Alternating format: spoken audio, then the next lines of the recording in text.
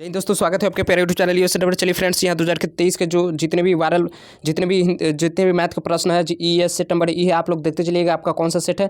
जितने भी ऑब्जेक्टिव है जी हाँ फ्रेंड्स, चलिए जितने भी ऑब्जेक्टिव है सभी ऑब्जेक्टिव को मिला लेते हैं और मैथ में आपका कितना स्कोर हुआ है आप चेक भी कर सकते हैं। तो चलिए फटाफट हम लोग 1 नंबर क्वेश्चन से चलते हैं और 1 नंबर क्वेश्चन को देख लेते हैं।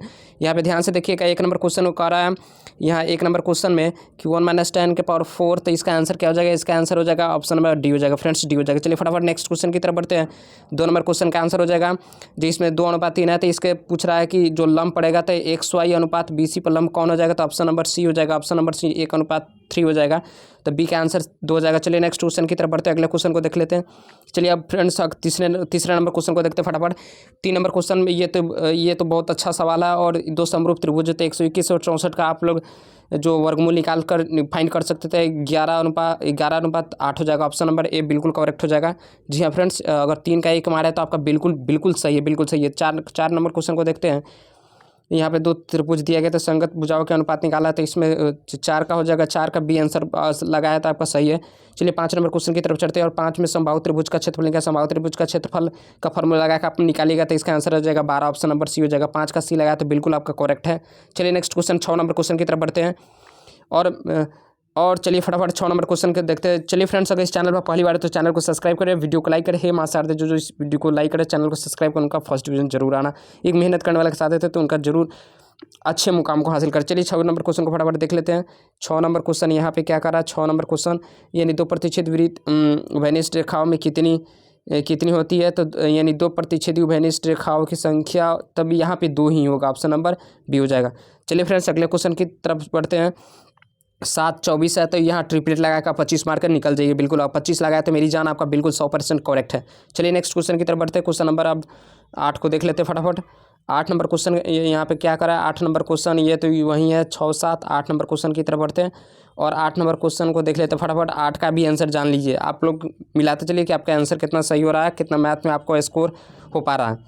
चलिए क्वेश्चन नंबर 8 है। 8 में कह रहा है यदि बिंदु पी पर स्पर्श रेखा खींची गई तो 17 cm है, तो उसकी जो दूसरी स्पर्श रेखा की लंबाई 17/2 हो जाएगा। ऑप्शन नंबर डी हो जाएगा। नेक्स्ट क्वेश्चन की तरफ बढ़ते हैं। अगला 7 cm त्रिज्या वाला एक लघु वृत्तखंड है, 14 cm और उसका क्षेत्रफल आया, तो दीर्घ वृत्तखंड का तो वृत्त में से यानी पाई आर स्क्वायर में से लघु वृत्तखंड का घटाइएगा तो आपका आंसर आ जाएगा फ्रेंड्स। इसका आंसर वृत्त में से लघु वृत्तखंड का घटा दीजिए, आंसर आ जाएगा।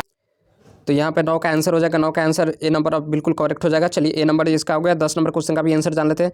10 नंबर एक वृत्त का क्षेत्रफल दिया गया तो इसका व्यास पूछ रहा है, तो व्यास हो जाएगा 14, त्रिज्या 7 हो जाएगा। ऑप्शन नंबर ए लगाया तो बिल्कुल आपका 100% करेक्ट है। चलिए नेक्स्ट क्वेश्चन की तरफ बढ़ते हैं। क्वेश्चन नंबर 11 को देख लेते हैं फटाफट। 11 नंबर मेरा क्वेश्चन क्या कर रहा है? चलिए 11 नंबर क्वेश्चन कह रहा है कि 11 नंबर क्वेश्चन में एक अर्धवृत्त की त्रिज्या 3r है, तो इसकी परिमिति क्या हो जाएगा? तो 3 पाई इंटू +9r हो जाएगा। ऑप्शन नंबर सी 11 का सी लगाया तो बिल्कुल सही है। निम्नलिखित में से किस गणना की प्रायिकता नहीं हो सकती? तो ऑप्शन नंबर जो परसेंटेज वाली प्रायिकता है या नहीं, परसेंटेज में प्रायिकता कभी नहीं निकलती। ऑप्शन नंबर सी हो जाएगा। इसका 12 का सी आंसर लगाया तो बिल्कुल आपका करेक्ट है। चलिए 13 नंबर क्वेश्चन को ध्यान से देखिएगा। यदि घटना ई की पूरा घटना ई डैश है तो निम्नलिखित में कौन सा सही है? तो निम्नलिखित में कोई भी घटना की प्रायिकताओं का योग 1 होता है भाई साहब, तो आप इसका आंसर सी लगाए हैं तो बिल्कुल करेक्ट है। P plus 1 plus P dash बराबर 1 हो जाएगा। 13 का सी है। चलिए नेक्स्ट क्वेश्चन की तरफ बढ़ते हैं, अगले क्वेश्चन को देखते हैं। चलिए अगले फ्रेंड्स नेक्स्ट क्वेश्चन की तरफ बढ़ते हैं और फटाफट नेक्स्ट अगले क्वेश्चन को भी देख लेते हैं। अगला क्वेश्चन मेरा क्या कर रहा है? एक पासे को फेंका जाता है, 2 आने की प्रायिकता 2, तो घटना की संख्या बटा टोटल कुल घटनाओं की संख्या निकालिएगा, तो ऑप्शन नंबर सी लगाया जाएगा। 14 का सी लगाया तो मेरी जान आपका बिल्कुल 100% करेक्ट है। 14 का सी हो जाएगा। चलिए 0 नहीं होगा, 0 बिल्कुल गलत है, सी हो जाएगा आंसर 5/6।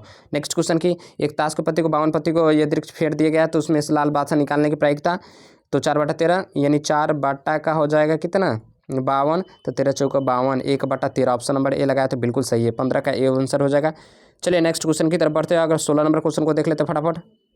चलिए 16 नंबर क्वेश्चन का आप लोग कमेंट बॉक्स में कीजिए, कमेंट कीजिए। इसका माध्यिका निकालना है फ्रेंड्स। चलिए अब अगले नेक्स्ट क्वेश्चन की तरफ। संचयी परम्परता निम्नलिखित में किसका निर्धारण करता है? संचयी परम्परता तो माध्यिका का निर्धारण करता है। ऑप्शन नंबर बी हो जाएगा। चलिए नेक्स्ट क्वेश्चन माध्यिका और बहुलक में संबंध, ये बहुत बार पूछा जा चुका है। ये सवाल तो बहुत अच्छे सवाल है, बहुत बार पूछा जा, तो ये इसका आंसर हो जाएगा 18 का आंसर हो जाएगा। चलिए फ्रेंड्स, यहाँ फंसाने वाला डायरेक्ट क्वेश्चन नहीं दिया, इनडायरेक्ट दिया है। यहाँ पे सोल्व कीजिए, एक लाइन सोल्व कीजिएगा तो इसका आंसर आ जाएगा। ऑप्शन नंबर बी हो जाएगा 3 माध्यक माइनस 2 माध्य। बहुलक बराबर फॉर्मूला होता है 3 माध्यक माइनस 2 माध्य, यहाँ पे निकल के चला आएगा। चलिए नेक्स्ट क्वेश्चन की तरफ बढ़ते हैं, अगले क्वेश्चन को फटाफट देख लेते हैं। और यहाँ पे चलिए बहुलक वर्ग क्या है, बहुलक वर्ग का, तो बहुलक वर्ग का मान क्या हो जाएगा, चलिए इसका भी आंसर जान लेते हैं। तो यहाँ पे देखिए बहुलक वर्ग कौन सा हो जाएगा, बहुलक वर्ग किस में सबसे ज़्यादा बार पूछा गया है, तो 45, तो बहुलक वर्ग 20 से 30 हो जाएगा, 20 से 30 ऑप्शन नंबर बी लगाया। तो मेरी जान आपका बिल्कुल 100% करेक्ट है। नेक्स्ट क्वेश्चन की तरफ बढ़ते हैं, अगला क्वेश्चन में एक समान पूछ रहा है, ये भी आप लोग निकाल सकते हैं, बहुत अच्छा सवाल है, इसका आप लोग कमेंट बॉक्स में आंसर करिए। चलिए नेक्स्ट क्वेश्चन की तरफ बढ़ते हैं, अगले क्वेश्चन को भी देख लेते हैं फटाफट। चलिए फ्रेंड्स, अगला क्वेश्चन की 22 नंबर क्वेश्चन को देख लेते हैं। 22 नंबर क्वेश्चन मेरा क्या करा हो, इसका आंसर भी क्या हो जाएगा। 22 नंबर क्वेश्चन का answer pi r square theta बटा पाई आर स्क्वायर बटा 360 हो जाएगा। ऑप्शन नंबर डी बिल्कुल करेक्ट है। चलिए नेक्स्ट क्वेश्चन की तरफ बढ़ते हैं, अगला क्वेश्चन को फटाफट देख लेते हैं।